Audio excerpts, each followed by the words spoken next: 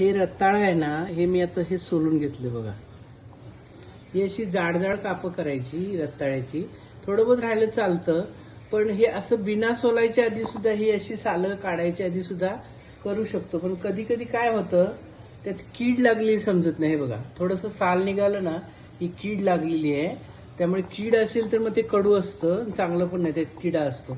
म्हणून आपण ह्याला सोलून घ्यायचं आणि त्याच्यामध्ये थोडंसं एक चमच्याभर आपण हे तूप घालू आणि थोडंसं मीठ घालू. मी हातानंच घालते, थोडंसंच घालायचं, याला मग खारटपणा येईल नाही तर. ह्याची चव स्वतःच चांगली असते. अगदी थोडंसं चवीपुरतं मीठ घालायचं आणि हे तूप असं ह्याला लावून घ्यायचं. हे ओव्हन आहे, ह्याला मी मीठ आणि जरासं ठेंबर हे लावलंय तूप. पण काय ह्याच्यामध्ये जे बटर पेपर घातला, कारण खाली चिकटून जळून येईल. थोड्या वेळाने ह्याला म्हणजे मी आता 8 मिनिटं गरम केलं हे ओव्हनला. याच्यामध्ये बार्बिक्यूचं सगळ्या चिकन वगैरे पण होतं. तर हे 8 मिनिटं गरम केल्यानंतर आता फक्त 10 नाही ते आपण बघायचं जरा, याचा वास पण येतो छान झालेला. 10 मिनिटं ठेवायचं, नंतर ह्याला जरा परतायचं.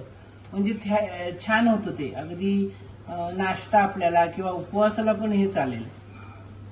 आता मी बंद करते ह्याला, 10 मिनिटांनी बघायचं. हे आता सगळं मी काढून घेतलेलं आहे. थोडासा तुपाचा कलर पण आलेला बघा. इतका मस्त लागणार आहे हे. एकदम म्हणजे आपण एखादी मिठाई खातो तसं लागतं.